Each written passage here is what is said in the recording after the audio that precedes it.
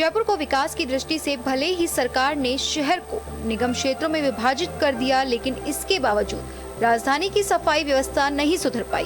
हालांकि हर बार निगम कमिश्नर से लेकर मेयर तक सफाई को चाक चौबंद करने के दावे करते हैं, लेकिन स्वच्छता सर्वेक्षण हर बार इन दावों की पोल खोल देते हैं।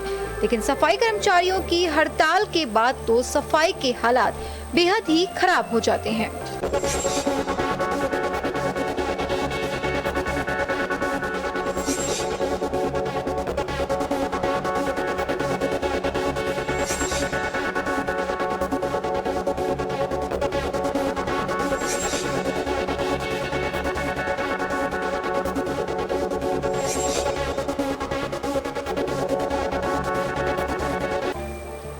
आंकड़ों पर गौर करें तो हर साल ग्रेटर और हेरिटेज नगर निगम को 1500 करोड़ से ज्यादा का बजट मिलता है, जिसमें दोनों निगम कचरा प्रबंधन के नाम करीब 700 करोड़ रुपए बजट खर्च करते हैं। फिर भी जमीन पर सफाई का हाल बुरा है, जबकि संसाधनों के अलावा दोनों निगमों के पास खुद के 8000 से ज्यादा सफाई कर्मी भी मौजूद हैं। देखिए, निगम के सारे अधिकारियों को है उनको भी ताकीद कर दिया कि वो व्यवस्था सफाई व्यवस्था गड़बड़ाए नहीं, उसके लिए उचित संसाधन है वो उपलब्ध करवाएं। साथ में हमने व्यापार मंडलों के अध्यक्ष है, विकास समितियां हैं और वार्ड के जन जो लोग हैं उनको भी हमने प्रेरित किया है कि जब मेयर और पार्षद आकर भी सफाई कर सकते हैं। और साथ में उनको ये भी कहा है कि जब 3000 सफाई कर्मचारी 30 लाख लोगों का कचरा सफाई कर सकते हैं, तो क्या हम लोग थोड़ा थोड़ा अपना कंट्रीब्यूशन देकर जयपुर शहर को स्वच्छ नहीं कर सकते क्या?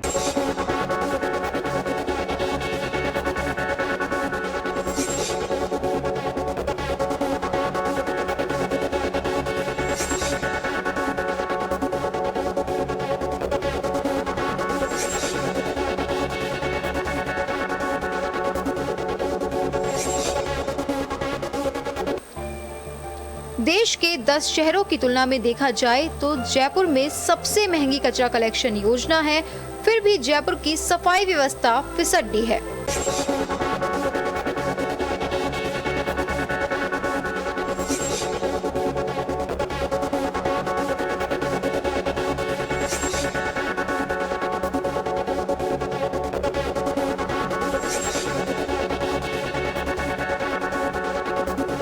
बहरहाल राजधानी की जनता से अलग अलग पेटे टैक्स वसूलने के बावजूद शहर के ऐतिहासिक बाजार और गलियां गंदगी से अटी रहती है।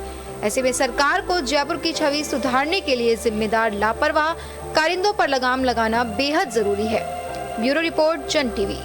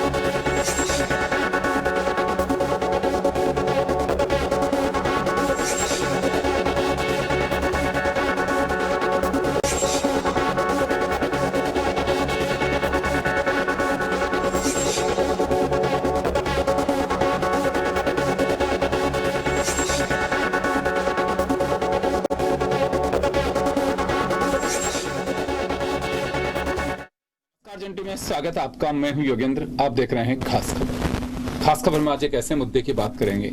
बात केवल जयपुर की है, लेकिन हालात कई शहरों को इसका सामना करना पड़ता है। हम बात कर रहे हैं सफाई व्यवस्था की। आपके बिजली के बिल में टैक्स, आपके पास कोई चारा नहीं है कि उस टैक्स को काट के आप बिल जमा करा सके। आप कई राज्यों में फ्यूल सरचार्ज के जरिए पैसा वसूला जाता है। कई तरह की ऐसी चीजें हैं कि टैक्स के माध्यम से आप सफाई के लिए पैसे देते हैं, लेकिन जब सफाई नहीं मिले तो साफ कहना होगा कि जेब कटती है। लेकिन जिन हाथों में व्यवस्था जाती है वो नजरअंदाज किस तरह से करते हैं। नजरअंदाज मैं इस वजह से कह रहा हूं, बायदी अगर किसी को बुरा लगे, कोई कहे कि नजरअंदाज क्यों करेंगे, जनहित के लिए काम कर रहे हैं। जनाब, ये जनहित के लिए काम नहीं कर रहे हैं। आए दिन कभी हुपर नहीं आ रहे, कभी सफाई व्यवस्था नहीं है।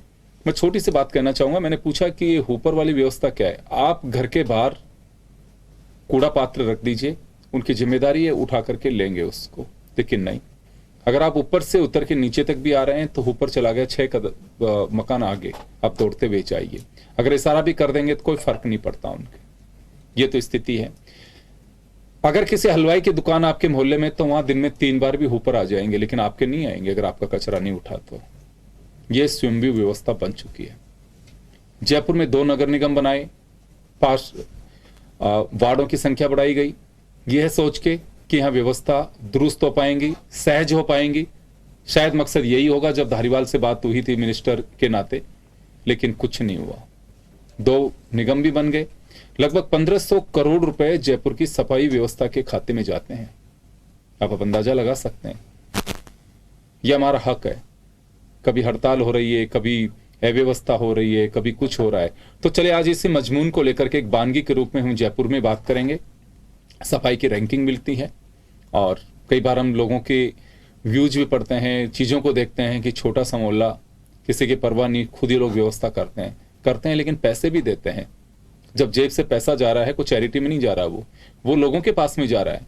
अगर आपके हक का पैसा है, आपका अधिकार है, उससे मांगिए, आप पूछिए कि मैं पैसे दे रहा हूं तो सफाई व्यवस्था क्यों नहीं। हमारे साथ आज जयपुर ग्रेटर नगर निगम के पार्षद, भाजपा से ताल्लुक रखते हैं, गोविंद छिपा जी हैं। कांग्रेस से परुष भारद्वाज साहब हमारे साथ में हैं, और हमारे सहयोगी योगेंद्र पंचोली, जो पूरी व्यवस्था को बहुत नजदीक से देख रहे हैं। मैं गोविंद जी आपके पास आना चाहूंगा, क्योंकि आप पार्षद हैं, वहां का हिस्सा हैं। तो क्या आखिर सफाई के नाम पर ये, मैं नहीं कहूंगा कि इसे दुरुस्त करवाइए, नहीं करवाइए, ये मर्जी नहीं है निगम की, ये व्यवस्था का एक हिस्सा है। और अगर नहीं होती है तो लोग अपने आप को ठगा हुआ सा महसूस करते हैं। आप पार्षद हैं, अगर सफाई नहीं हो रही है तो जयपुर में सफाई व्यवस्था नहीं हो रही, तो मतलब यह है कि आपके वार्ड में भी नहीं हो रही है। मैं आपके तकलीफ को समझ सकता हूं कि सुबह से कितने फोन आते होंगे, क्योंकि एक दिन भी अगर घर के आगे से कचरा नहीं उठे तो क्या स्थितियां बनती हैं। मैं जरा समझना चाहूंगा कि आखिर ये क्यों हो जाता है कि कचरा नहीं उठता, लोगों की जेब से पैसे लगते हैं। योगेंद्र जी, इसमें क्या होता है कि हर एक बार जो इस तरह की परेशानियां आती हैं उसमें अलग अलग तरह की बातें होती हैं। इस बार क्या हुआ है वो मैं आपको बताता हूँ। 18 और 19 तारीख को सफाई यूनियन ने मीटिंग करी डीएलबी से, और इनके बीच में ये समझौता हुआ कि इस बार जो भी भर्ती होगी उसमें लगभग 3400 के आसपास तो ग्रेटर में इनको भर्ती करनी है, और 1600-1700 हेरिटेज में भर्ती करनी, कुल मिला के 4 से 4,500 सफाई कर्मी इनको भर्ती करनी है। और ये ज़रूरी भी इसलिए था कि पहले ही दिन से, जब से हम लोगों का ये बोर्ड गठित हुआ है, सफाई कर्मियों की जो कमी है वो महसूस कर रहे थे। मैं इसी चैनल पे आपके माध्यम से कई बार कह भी चुका हूँ कि सफाई कर्मी चाहिए, लेकिन 2.5 साल बाद ही सरकार को चाहिए तो हुआ, चलो अच्छी बात है। तो मैं कह रहा था 18-19 तारीख को इनकी मीटिंग, उसमें तय हुआ कि आरक्षण की व्यवस्था इस बार की भर्ती में नहीं होगी। अगर आरक्षण की व्यवस्था भर्ती नहीं ही करनी थी तो उस दिन इन सफाई कर्मियों को सच बोलना चाहिए था। डीएलबी के अधिकारियों ने उस दिन ये वादा कर दिया कि आरक्षण की व्यवस्था हम इस बार नहीं करेंगे, आपकी भर्ती ले लेंगे। चूंकि वो अपनी उस बात से मुकर गए, इसलिए इनको हड़ताल पे आना पड़ा। एक बात। दूसरी बात यह है कि इनकी जो मुख्य मांग है 2012 से लेकर 2018 तक जो संविदा पे और जो ठेके पे कर्मचारी काम करते रहे हैं, निश्चित रूप से उनकी उम्मीदें भी हैं, उनका एक्सपीरियंस भी है, तो उनको तरजीह दी जानी चाहिए। लेकिन राज्य सरकार उसको तरजीह नहीं देना चाहती, वो फ्री हैंड भर्ती करना चाहती है। मुझे नहीं लगता कि ये 2 मांगे कोई गलत हैं। उनकी मांगे सरकार को माननी चाहिए। मुख्य रूप से सरकार के पेन जो पाले में गेंद है, और सरकार को इसमें डिसीजन करना है। अगर आपको नहीं आरक्षण की बात माननी थी तो उसी दिन क्लियर कर देते। इसमें एक बात मैं और जोड़ना चाहूँगा, सरकार व्यस्त है अपने राहत शिविरों में। मैं निवेदन करना चाहता हूँ आपके माध्यम से तमाम लोगों को, अपने कांग्रेसी मित्रों को भी, कि कम से कम जो निगम के जो अधिकारी हैं उन्हें बख्श दें, क्योंकि उन्हें सरकार उन्हें जो सफाई व्यवस्था पर ध्यान देने दें। अगर ये कर देते हैं तो अच्छा होगा। पूरा अलमा आज जो आप ठीक कह रहे हैं, हमारे पास सुबह से कम 100 फोन आते हैं। अब 100 फोन आते हैं तो हम निश्चित रूप से अधिकारियों को फोन करेंगे। अधिकारी ये बात कह के पल्ला झाड़ लेते हैं कि साहब हम तो इसमें राहत शिविरों में कैंप में बिजी हैं।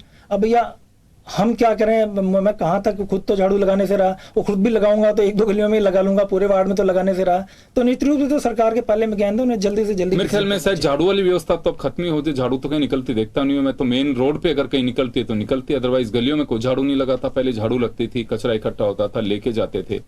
लेकिन अब हो क्या रहा है कि आपके घर की सफाई करनी है, अगर करनी है तो आप अपनी बाइक से खुद से करिए, आप गली के बाहर उसको इकट्ठा करिए और आप उसमें भेज डाल दीजिए। जो घर की सफाई तो वैसे भी खुद ही करनी होती है। गलियों की बात कर रहा हूँ मैं। अगर गली की सफाई व्यवस्था के नाम पर कोई सफाई व्यवस्था नहीं करनी, गलियों में कोई झाड़ू लगाने नहीं आता, अगर करनी है आपके घर के आगे, आप खुद करिए, उसको इकट्ठा करिए। ये आपकी रेस्पॉन्सिबिलिटी कि आप गली के कचरे को कैसे आप उसको हटाते हैं, ये आपकी जिम्मेदारी है। मैं नहीं इसमें कमी तो है, मैं मान रहा हूँ, लेकिन बाजारों में करोड़ों रुपए खर्च होने के बावजूद भी अगर कचरे से शहर सड़े और हम कहें कि विश्व स्तरीय शहर बनाने जा रहे हैं इसको, तो ये बात गले जब जयपुर वासियों को नहीं उतरेगी तो दूसरों को क्या। मैं तो कहना चाहूंगा कि जो विरासत हमारे पूर्वजों ने जयपुर बसा करके दी, आज हम उसको सजो के नहीं रख पा रहे हैं, तो हम अंदाजा लगा सकते हैं कि हम कहाँ खड़े हुए हैं। पौरुष भारद्वाज साहब, आपके पास आना चाहूंगा। निगम ग्रेटर कायदे से बोर्ड वहां पे बीजेपी का है, लेकिन सरकार आपके है राजस्थान में, तो पाले में बोल आपके डाली हुई है कि आप की सरकार में रहते हुए जो कमिटमेंट नहीं किया उस सफाई व्यवस्था के लिए जिम्मेदार आप लोग हैं। वो हड़ताल पे चले गए क्योंकि क्लियर नहीं हो पाया कि करना क्या है, इस वजह से हड़ताल, और 2 दिन से शहर इस वजह से चल रहा है। लेकिन ये तो चलिए, एक बात ये हुई, कुछ सोचा आप लोगों ने कभी कि वास्तव में हम लोगों की जवाबदेही है कि क्या क्या जाना चाहिए। जो टैक्स पेयर्स का पैसा बिजली के बिल के माध्यम से आप ले रहे हैं, दूसरे माध्यमों से ले रहे हैं, और सफाई हो ही नहीं पा रही है। देखिए, निश्चित रूप से मैं आपसे कहना चाहूँगा कि राजस्थान सरकार जो है वो जनता से जुड़े हुए हर मुद्दे के लिए संवेदनशील है। और अब जैसा कि आपने सफाई वाली जो बातें कही है आपने, तो इस मामले में निश्चित तौर पे हमारी सरकार के द्वारा जो हड़ताल जो हो रही है, इसको दूर करने के, इसको खत्म कराने के प्रयास किए जा रहे हैं। जैसा कि हमारे भारतीय जनता पार्टी के मित्र कह रहे थे, देखिए मैं असल में बात ये कहना चाहूँगा कि भारतीय जनता पार्टी की शुरू से दोहरी पॉलिसी रही है।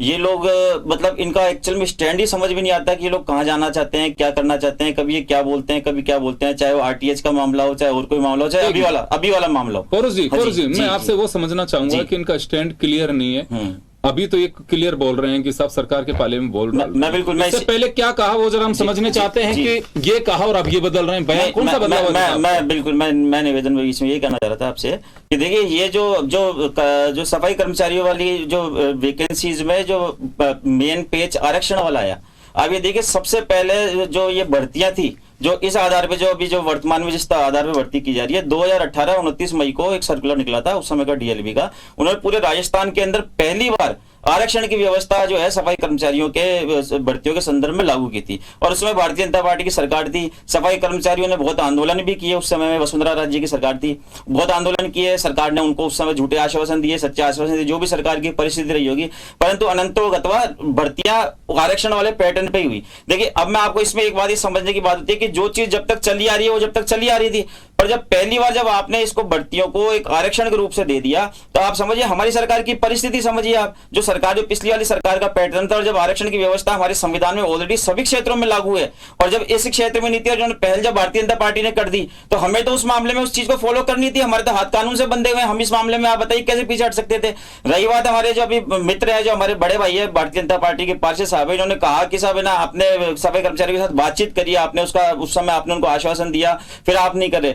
तो मैं आपको निश्चित तौर पे कहना चाहूंगा कि हमारे द्वारा जो हमारे अधिकारियों द्वारा सफाई कर्मचारियों के प्रतिनिधि से बातचीत की गई थी, उस समय हमारे द्वारा उनको आश्वस्त किया भी गया था, परंतु उसके बाद भी हमने उनको यह नहीं कहा था कि हम ऐसा कर देंगे कि हम बिना आरक्षण की नौकरियां निकाल देंगे। हमने कहा कि हम आपकी मांग पर सहानुभूतिपूर्वक विचार करेंगे, इसके जो एक कानूनी पहलू है उनका सबका अध्ययन करेंगे, सामाजिक पहलू का हम अध्ययन करेंगे और उसके बाद हम इस बारे में निर्णय करने में विचार करेंगे। विचार करने वाली बात की है, देखिए आप मुंह में आप हमारे शब्द ठूसते हैं कि आपने ऐसा कहा था, कहने में और विचार करने का आश्वासन देने में रात दिन का फर्क होता है। अब उसके बाद की जो प्रक्रिया हुई, जब हमारे अधिकारियों की बातचीत हुई, उसके बाद में क्या हुआ आप देखिए, जैसा मैंने अभी आपसे पहले कहा कि संवैधानिक व्यवस्था हर एक क्षेत्र में लागू है, आरक्षण की व्यवस्था निगम में तो है नहीं ना, मतलब सभी क्षेत्रों में सेवा, जितने भी सेवा क्षेत्र होते हैं। अब इसके बाद जब भाजपा ने इसको लागू कर दिया, हम अगर पीछे हटते हैं तो आप इसके कानूनी पहलू समझिए सर, इसमें इसको कैसे पीछे, हम सरकार चाहते हुए भी कैसे पीछे हट सकती है आप ये बताइए। अब हम पीछे जाएंगे तो फिर अन्य क्षेत्रों से लोग निकल करके आएंगे कि साहब आपने ना ये क्यों कर दिया। और ये जो ऑलरेडी सफाई कर्मचारी जो बिना जो वाल्मीकि समाज के अलावा वाले कर्मचारी हैं, तो वो भी है ना, इसमें आप देखिए 2 दड़े हो गए हड़तालों के अंदर। 2100 कर्मचारी जयपुर के अंदर ऐसे आज की तारीख में कार्यरत हैं जो कि वाल्मीकि समाज के नहीं है और वो वाल्मीकि समाज की हड़ताल का विरोध भी कर रहे हैं वो। अब आप इस बात को सोचिए कि अगर सरकार अगर आप लोग उस पैटर्न से नहीं करते हैं तो दूसरे जो 2100 सफाई कर्मी वो हड़ताल पे चले जाएंगे। जी बिल्कुल बिल्कुल, कोर्ट में मामला जा सकता है। मैं लौटूंगा आप लोगों के पास में। योगेंद्र पंचोली हमारे साथ में है। योगेंद्र, क्या लगता है आपको, कुछ लग रहा है रास्ता निकलना, या फिर हठधर्मिता कहें कि जनता को कितनी परेशानी हो लेकिन मांग हमारी पूरी हो? देखिए, हड़ताल का असर तो दिख ही रहा है, लेकिन स्थिति सरकार के सामने भी ऐसी ही है कि आरक्षण से अगर भर्ती हो, क्योंकि विज्ञप्ति जारी हो चुकी है और भर्ती होनी है आरक्षण से, लेकिन विरोध था क्योंकि 2018 में जो वार्ता हुई थी वाल्मीकि समाज और जो कर्मचारी यूनियन है उसके बीच में, उनकी कुछ डिमांड्स हैं वो अभी तक लंबित हैं। इसके अलावा बीच में डीएलबी स्तर पर उनकी वार्ता भी हुई थी। वाल्मीकि समाज ने यही कहा था, भारद्वाज जी ये भी कह रहे हैं, लेकिन यहाँ पर जो चर्चा हुई थी उस दौरान डीएलबी में ये कहा गया था कि जो भर्ती होनी है उसमें वाल्मीकि समाज को प्राथमिकता दी जाएगी। लेकिन यहाँ पर आरक्षण की बात सामने आई है, विज्ञप्ति सरकार ने जारी कर दी है, 13,000 पदों पर भर्ती होनी है। लेकिन अब इसमें जो पेच फंसा है वो यही है कि क्या हर बार जो सफाई कर्मचारी हैं 2 धड़ों में बढ़ जाएं या फिर हड़ताल पे अगर हर बार ही चले जाते हैं। लेकिन ये हड़ताल की स्थिति है फिलहाल तो 2 दिन से, लेकिन उससे पहले भी अगर गौर करेंगे ना आप तो शहर के वार्डों में तो सफाई व्यवस्था कोई बेहतर कभी नहीं पाई है। डोर टू डोर कलेक्शन का काम चला, वो आज तक भी ऐसी स्थिति है कि इंतजार ही करना होता है कि ऊपर कब आएगा। यहां तक कि हर ऊपर कितने ऊपर है, 5,000 ऊपर हैं। इसके अलावा किराए के संसाधन भी दोनों नगर निगमों ने लगा रखे हैं जिनके पेटे सैकड़ों करोड़ रुपए दिए जाते हैं सफाई में। लेकिन उसके बावजूद भी ये भी एक सर्वे आया था कि इतने पैसे खर्च करके तो नगर निगम अपने खुद के संसाधन खरीद सकता है, उसके बावजूद ठेकेदारों को पैसे दे दिए जाते हैं, फिर भी सफाई व्यवस्था दुरुस्त नहीं होती। हालांकि इसमें दूसरी तरफ एक पॉलिटिकली एंगल भी देखा जा सकता है कि क्यों कर्मचारी और क्योंकि सरकारी कर्मचारी है वो स्ट्राइक पे चले जाते हैं और सफाई तो ऐसी इमरजेंसी की स्थिति है, उसके बावजूद भी ऐसी स्थिति बनती है। तो सरकार को इस पे सख्ती करनी जरूरी है। हालांकि भर्ती का जो इश्यू है उसको तो आपस में बैठ के और इस पर पूरा वार्ता करके ही उसको सॉर्ट आउट करना चाहिए। लेकिन यहाँ पर जो इश्यू है वो है शहर की सफाई व्यवस्था का। इतने 250 वार्ड हैं, पार्षद हैं, मेयर आज कल जिस तरह से मेयर सौम्या गुर्जर का बयान भी आया था कि अगर सफाई कर्मचारी फील्ड में नहीं उतरेंगे तो वो खुद झाड़ू उठाकर सफाई करेंगी। देखिए ये एक कहने की बात होती है, लेकिन शहर को साफ किया नहीं जा सकता। सौम्या गुर्जर जी एक अपना बयान दे रही होंगी वो, लेकिन जैसे गोविंद छिपा जी ने साफ कहा कि भाई हम भी लगा सकते हैं, कितनी जगह लगाएंगे, एक गली में 2 गली में लगा लेंगे। मेयर साहिब आप 90 वार्ड हैं आई थिंक आपके यहाँ पे, उनमें आप सफाई व्यवस्था करेंगी। आप तो जो संसाधन हैं जो चीजें आई थिंक उन्हीं को मॉनिटरिंग करके कर लें तो बहुत अच्छी बात है। छोटे मुंह बड़ी बात करने से कोई फायदा नहीं है, क्यों जनता को उससे राहत मिल नहीं सकती। राहत तभी मिलेगी जब धरातल पे चीजें उतरेंगी। बड़ी रोचक बात है कि चलिए 2 दिन की हड़ताल है, इस वजह से इस मुद्दे को हम कई बार ही दिखाते हैं। सफाई की ढेर ये जयपुर के बाहर के नहीं है, जयपुर के ही हैं। लोगों को मजबूरन सड़क पे कचरा डालना पड़ता है, लोग वहां से निकल करके जाते हैं। एक शहर को आप खूबसूरत बनाना चाहते हैं और बनाना नहीं चाहते, हर कोई व्यक्ति देखना भी चाहता है कि मेरा शहर, मेरा मोहल्ला, मेरा वार्ड बहुत खूबसूरत दिखे। जैसे खुद की इच्छा होती है कि मैं खूबसूरत दिखूं, ऐसे हर कोई चाहता है मेरा शहर भी खूबसूरत दिखे, कोई आए तो कहे कि वाह क्या शहर था। ये हम भी चाहते हैं, लेकिन दिक्कत कहां आती है कि इच्छा शक्ति के लिए करने हमारी इच्छा क्यों नहीं, बिल्कुल नहीं है। इच्छा शक्ति होती है, रास्ते निकाले जाते हैं, कोई ना कोई ऐसा लेको ना छोड़ दिया जाता है। आज चलिए सफाई कर्मियों की बात है, अगर आप उस 2018 के सर्कुलर, गवर्नमेंट चाहे किसी की भी रही हो, गवर्नमेंट की कोई नियत ये तो रही नहीं होगी कि उनको अपनों के लोगों को लगाना होगा। वो तो कोई ना कोई तो स्ट्रक्चर बनाना ही पड़ता है। कहना महज एक राजनीतिक बयान हो सकता है, चाहे बीजेपी कहे चाहे कांग्रेस कहे, लेकिन गवर्नमेंट भी कुछ न कुछ सोच समझ करके उन्हीं का अधिकारी जो हैं विज्ञप्ति निकालते हैं, वो एक्सरसाइज करके निकालते हैं।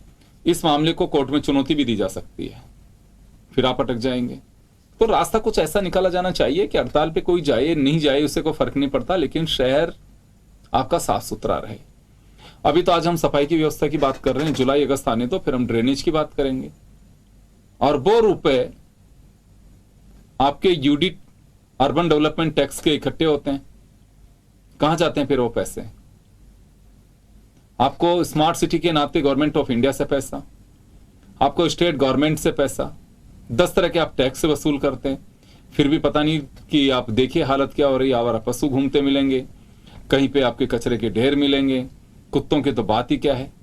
तो गोविंद शिवा साहब, अभी कभी आपको लगता है कि चलिए राजनीतिक दल, राजनीतिक बयानबाजी तो सब अलग होंगे, शहर मेरा है, मुझे ईश्वर ने पार्षद बनाया है, और पार्षद बनना कोई छोटी बात नहीं होती है, एक गांव का सरपंच होता है वो, आप समझ सकते हैं।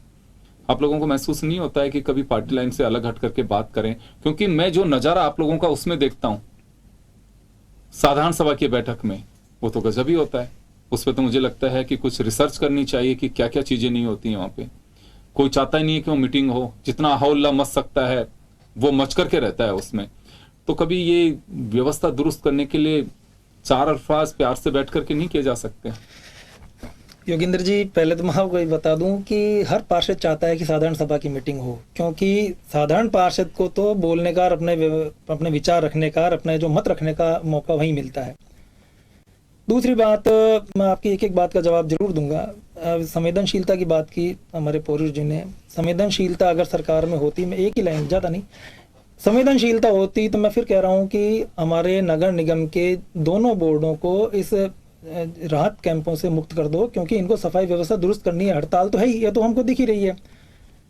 आरक्षण की बात इन्होंने कही है। देखिए, आरक्षण की अगर कहीं कोई कंफ्यूजन है तो दूर कौन करेगा भाई? मैं करूंगा क्या? दूर तो डीएल भी करेगी, शांति धारीवाल जी करेंगे, गहलोत साहब करेंगे। अगर किसी के मन में कंफ्यूजन आ गया है तो उनको बैठा के बात कीजिए। ये कंफ्यूजन आया क्यों? ये कंफ्यूजन आया इसलिए कि 18 और 19 तारीख को आप लोगों ने उनको भ्रम में रखा, और बाद में ये स्थिति भ्रम में रखते हुए उनको अभी दोबारा में मिलने की कोशिश की है। मेरे आते आते जैसे मुझे कॉल आया कि आपको डिबेट में जाना है, विषय ये है, तो मैंने फ़ोन किया अपने सफाई कर्मियों को, मित्रों को जिनसे मेरा संपर्क है। उन्होंने कहा कि दोबारा भी हमने मिलने की कोशिश की, लेकिन सरकार ने ये कहते हुए कि अभी हम राहत शिविरों में व्यस्त हैं, हम अभी बात नहीं कर पाएंगे, अभी रुको आप। ये सरकार की संवेदनशीलता है। और दूसरी बात आपने कही, निश्चित रूप से मुझे अपने जिम्मेदारी का और अपने पार्षद पद का पूरा एहसास है। मैंने आज ही अपने मंदिर समितियों को और अपने मोहल्ला समितियों को सबको फ़ोन किए हैं। कल शाम को हमारी बैठक है, और इसमें जो हम लोकल लेवल पे क्या कर सकते हैं वो तो हम करेंगे ही करेंगे।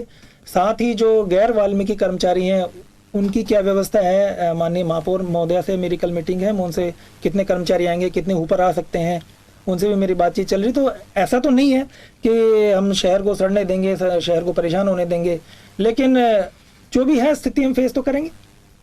बिल्कुल, निश्चित रूप से कोशिश यही होनी चाहिए। हम किसी को कटघरे में खड़ा नहीं कर रहे हैं, लेकिन हालात कटघरे में खड़ा कर रहे हैं। और दूसरी रही बात राहत कैंपों की, देखिए हर सरकार का अपना एक एजेंडा होता है। प्रशासन गांवों के संग अभियान, शहरों के संग अभियान, ये वही अभियान है। महज बस इसमें राहत कैंप एक एडिशनल जोड़ा गया है, वही है।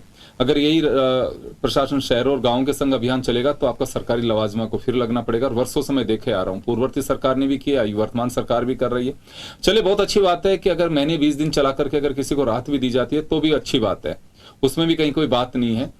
लेकिन ऐसा नहीं हो सकता कि एक एजेंडा अगर गवर्नमेंट का चलता हो कि आपको राहत कैंप में या जो प्रशासन गांवों शहरों के संग अभियान है वो चल रहा है, उसकी वजह से सारे काम ठप हो जाए। बिल्कुल नहीं हो सकते। आपके पास में बहुत बड़ा तंत्र है, आपके पास में ईश्वर का दिया हुआ वो IQ है, आपके पास में दूसरी चीजें हैं। तमाम लोग उसमें नहीं लगते हैं, आपकी मॉनिटरिंग का काम होता है। कलेक्टर सब जगह जाते हैं और कलेक्टर कहे कि अभी इलेक्शन होने, ये तो साल बड़ा। छिपा साहब और भारद्वाज साहब, मैं आपको रिक्वेस्ट करना चाहूंगा कि सरकार के नुमाइंदों की आप सोच सकते हैं ये कैंप जून तक चलेंगे, जुलाई से आपके इलेक्शन का काम शुरू हो जाएगा। उनको कोई राहत मिलेगी। और अभी पैरल कभी वीसी के जो कुछ फ्रेंड्स कलेक्टर्स और इनसे बात होती है तो कहते हैं कि इधर रात कैंप भी हमें डॉट टाइम होता है कि इलेक्शन कमीशन के साथ पे भी हमारी कुछ चर्चाएं करनी होती हैं कभी कभी बीच में कि आपकी ये क्या तैयारियां। उनका तो आप सोचिए, अगर वो ये कहना लगेंगे हमारे यहाँ तो राहत कैंप चल रहे हैं, अब हम कोई मदद नहीं कर पाएंगे तो संभव कैसे होगा। आपके नवंबर में तो चुनाव कराने हैं आपको। तो ये सारी जो चीजें हैं, ये रास्ता तो खैर निकल ही जाता है और निकालते भी होंगे। खैर मैं ये नहीं कहता, किसी की काबिलियत पे मैं कोई शंका भी नहीं है और मैं प्रश्न भी खड़ा नहीं कर रहा हूं। बस अपना तो मकसद यही है कि शहर सफाई से जो लोग अव्यवस्था से जूझ रहे हैं प्लीज वो दुरुस्त हों। भारद्वाज साहब, गोविंद छिपा साहब ने देखिए कुछ चीजों को लेकर के मैं इनको साधुवाद देना चाहूंगा कि सच्चाई स्वीकार की और रास्ते भी बताया कि हम कोशिश करेंगे हमारे स्तर पर, क्योंकि हमारी रेस्पॉन्सिबिलिटी है। जनता को हम ये नहीं कह सकते हैं कि सफाई कर्मी हड़ताल पे हैं तो 2 लोग आजकल टकासा जवाब कहेंगे फिर आप क्यों बैठे हुए हो, कह देते हैं ना, आप भी कह देंगे किसी को। तो वो एक रास्ते की बात होती है। वैकल्पिक व्यवस्था पे सरकार कुछ कर रही है, देखिए क्योंकि राजधानी है सर। जी जी बिल्कुल बिल्कुल, सरकार सर इस मामले में सीरियस है। और आज जैसा कि हमारे भारतीय जनता पार्टी के मित्र हैं, इन्होंने कहा कि सरकार इस मामले में कुछ भी नहीं कर रही, तो मैं इनकी जानकारी के लिए ये बताना नहीं कहा। नहीं, इन्होंने कहा अभी कि ना सरकार के सरकारी कर्मचारी से बात नहीं कर रही है इस बारे में। इन्होंने अभी जैसा कहा, मैं आपको अभी निवेदन करूँ कि इस समय भी शायद हो सकता है अभी खत्म 2005 सीट हो गई हो, अभी सेक्रेटरीट में जो सफाई कर्मचारी आयोग है उसके साथ में वहाँ पे जो है डिपार्टमेंट के सीनियर IAS अधिकारी के स्तर के आदमी बैठे हैं वहाँ पे, और जो सफाई कर्मचारी की यूनियन है उनके जो 2-4 जो बड़ी बड़ी यूनियन है उनके जो प्रतिनिधि उनको वहाँ बुलाया हुआ है। अभी भी बात चल रही है, अभी हो सकता है इस बीच में बंद हो गई हो और मैं कैसे वो नहीं कह सकता। अभी मैं जब स्टूडियो में आया था जब तक वो वहाँ पे सेक्रेटरी मीटिंग चल रही थी, पहली बात ये। और दूसरी बात इन्होंने कहा कि साहब है ना कि भाई आपको उनको जो प्रतिनिधि पहले है उनको आपको आरक्षण की स्थिति स्पष्ट क्यों नहीं की। तो मैंने आपसे पहले भी कहा कि उनको तो उस समय हमने कहा कि हम ये आरक्षण की स्थिति तो 2018 से चली आ रही है ना, हमने थोड़ा शुरू करी है ये। हमने तो उनको कहा कि इसके बारे में हम क्या, उन्होंने जो मांग थी उन लोगों की कर्मचारियों की सिर्फ वाल्मीकि समाज की बढ़ती है, तो हमने कहा कि हम इसके कानूनी पहलू पे सामाजिक पहलू पे अध्ययन करते हैं, देखते हैं क्या हो सकता है। उसके बाद में जो चीज लगी तो आ गई, देखते हैं क्या हो सकता है, विचार नहीं नहीं करेंगे, विचार मतलब नहीं, उसका वादा। और दूसरी बात सुनिए आप दूसरी बात देखिए, आप लोगों की सबसे गंदी आदत क्या होती है कि आप लोग खुद के करे हुए को सामने वाले पे डोल देते हो। आरटीएस वाले मामले में लोगों ने देखा कि विधानसभा में आपके विधायकों ने आरटीएस वाला बिल पास करवाया, ये सेम स्थिति 2018 के अंदर आपकी सरकार कानून बना के बैठी है सर। और दूसरी बात मैं आपसे एक निवेदन और करूंगा, जैसा कि अभी योगेंद्र जी ने कहा कि आप और हम लोग जो राजनीतिक लोग होते हैं, हमारा ये हम लोग दलीय व्यवस्था में फंस करके आप हमारे ऊपर इल्जाम लगाए, हम आपके ऊपर इल्जाम लगाए, ये एक सेकेंडरी चीज है। पहली चीज आप और हम दोनों हम लोग जनता की सेवा करने के लिए आए हैं। पहली चीज बहुत अच्छी बात है। पहली चीज हमें इस बात पे ध्यान देना चाहिए कि हम लोग आपस में बैठ के बात करें। देखिए आप खट से आप हमारे ऊपर इल्जाम लगाते हैं, सरकार में हम बैठे हुए इसलिए आप हमसे बात करें, बैठ करके हम लोग बैठ के क्या व्यवस्था कर सकते हैं। आपका खुद का फर्ज है कि आप खुद भी जाकर के जो हड़ताली कर्मचारी है उनको आपने आपकी पार्टी के स्तर पे क्या समझा इसकी।